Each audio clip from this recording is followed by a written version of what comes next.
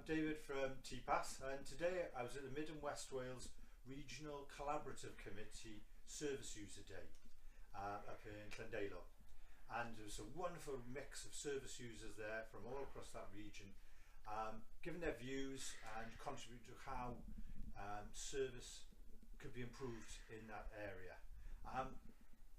There's a lot of things came out of it, but one of the things that I think is a message here today for me was service users want to give their views, they want to contribute, they want to be part of improving the services.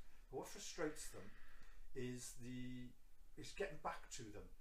You know, they want to know the outcomes of their contribution. They want to know the difference they made and did anything change.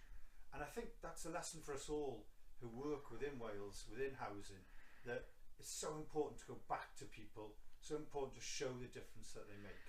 And so I think it's something I've refreshed myself on today, and I would urge you all to take the same message away. Thanks.